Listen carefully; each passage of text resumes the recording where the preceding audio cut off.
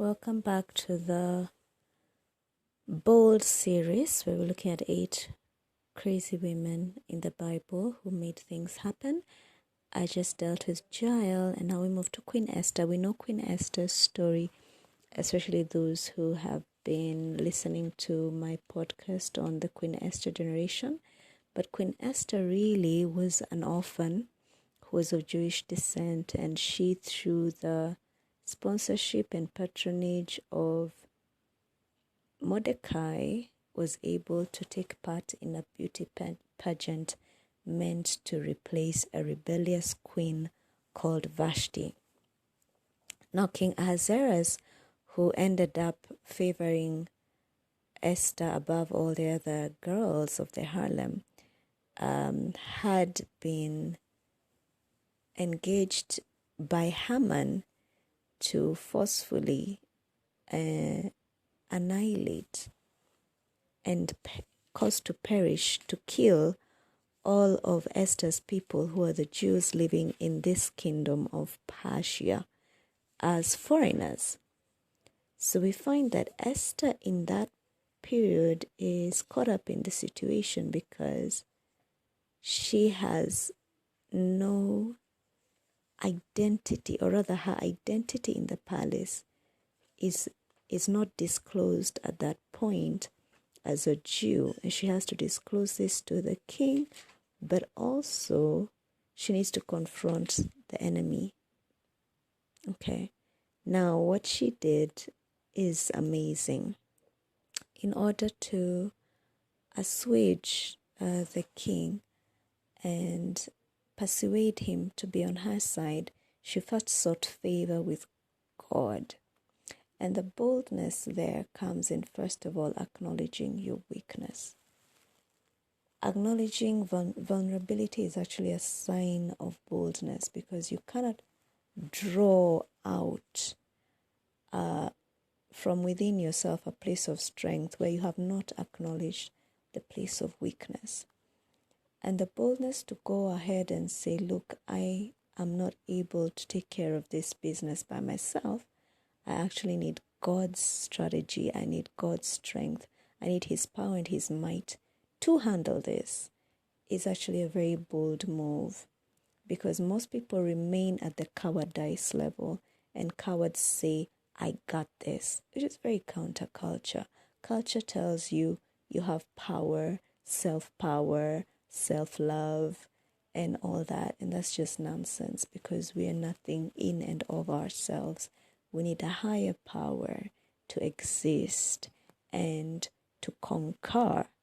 So now her conquest began at the point of calling a fast, not only for herself, but also all her people. And it was a 3-day fast where she neither ate nor drank, to seek the face of God concerning this matter of annihilation of her people. And out of that fast came 3 major solutions. Number 1, she was able to take away power from her enemy. In other words, the power that the king had handed over to Haman now rested with her. And the king said, look, I will do whatever you want, even to give you half the kingdom. That means she had favor, not just with God, but now with the king. And the king was willing to listen to her. And her second petition, which was that she could have permission for her people to defend themselves, caused fear. So now she not only has gotten her power back, she has inflicted fear on her opponents, because now the people of Persia were actually afraid of the Jews. They were actually afraid of the Jews. They were afraid of the prospect of the Jews being allowed to do what they were meant to do unto them, which was to kill, annihilate, and destroy them. Now they are the ones who were the prey. The predator becomes the prey, and that caused fear. And the third important thing is she gave power to her own people through Mordecai. So Mordecai, now taking the place of Haman, got an office whereby he was able to write policies that were actually beneficial, and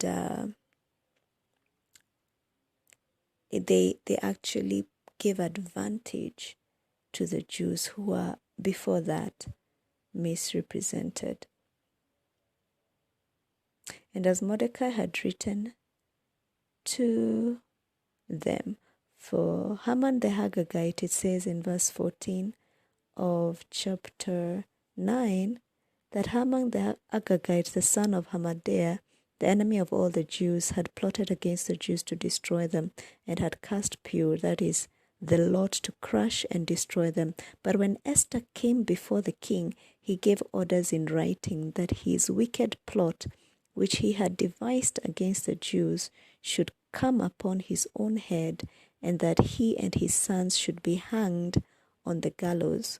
So Haman was actually destroyed. His plot was not only destroyed, but he was also killed, and his sons, who would have likely taken up his wishes upon his death, were also hung on the gallows. Therefore they called these days Purim, and were actually just ending the period of Purim after the term Pur. And therefore, because of all that was written in this letter, and of what they had faced in this matter, and of what had befallen them, the Jews ordained and took it upon themselves and their descendants and all who joined them, that without fail they would keep these 2 days according to what was written, and at the time appointed every year, that these days should be remembered and kept throughout every generation, in every family, province, and city, and that these days Purim should never fall into disuse among the Jews, nor should the commemoration of these days cease among the descendants. Then Queen Esther, the daughter of Abihail, and Mordecai the Jew gave full written authority confirming this second letter about Purim. Letters were sent to all the Jews to the 127 provinces of the kingdom of Ahasuerus in words of peace and truth, that these days of Purim should be observed at their appointed seasons, as Mordecai the Jew and Queen Esther enjoined upon the Jews, and as they had laid down for themselves and for their descendants, with regard to their fasts and lamenting. The command of the Queen and Esther fixed these practices of Purim, and it was recorded in writing. So Esther left a legacy. She left a legacy.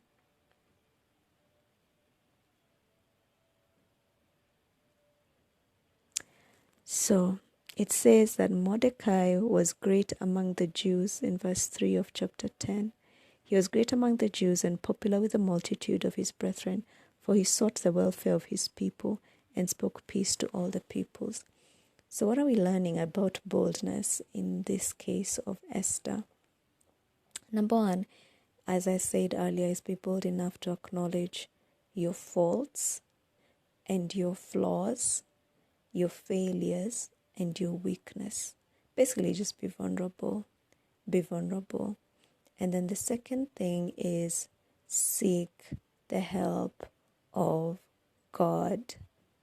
And of course, with other people if you can.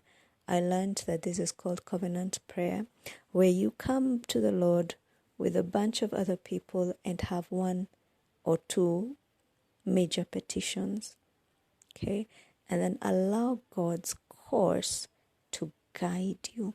Let God's counsel be your shield and rampart. Let it guide you. Be led by the counsel of God. It takes boldness to say, regardless of what human wisdom requires of me, I will take the wisdom of God, which says or stipulates that I should do X, Y, Z. Very, very clearly follow the advice of the throne room of heaven. Follow that advice. Okay? And then boldly execute till your enemy is completely conquered and overturned. Why we leave it halfway is sometimes we have the power, but we leave it at that. We let things rest because, well, after all, God has given me power. But you have to ensure that that power, even though it is written in a law, is executed. It has to be executed. At that point where the execution happens is the completion of the matter. It is not just when letters are written and policies are drafted. The actual implementation and enforcement is the crux of the matter.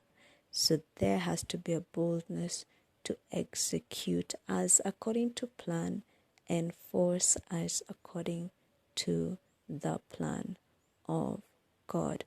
Now we're moving on to the next character, which is Jochebed. But before I do that, I could read a bit from what I wrote in this book.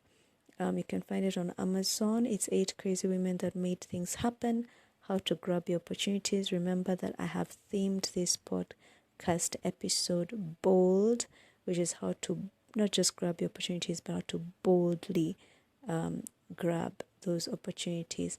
So Esther not only presented a proposal to the king, which here represents Jesus. We have an opportunity to be intermediators or intercessors of the people of God before Christ himself, or before God through Christ, but we are also to fight for the oppressed and take back power from the enemy. Then ask Jesus Christ to have the enemy punished. It is not enough merely to ask Jesus to withdraw to withdraw the false charges against you and your family. Also ask Jesus Christ to help us fight back the enemy and plunder him. That's the execution I was talking about. Plunder him. We take back territory by assigning ourselves what the enemy chose to take from us. With Jesus Christ's supernatural power and authority, we can have dominion over the territory that we previously had been held hostage in, and instead hold our enemy, the devil, hostage. So you have power over your enemies. Just get the right strategy and the boldness to execute, implement, and of course enforce what God has decreed upon your life and your family's life. So now we move on to Jochebed. Bye for now. Ciao.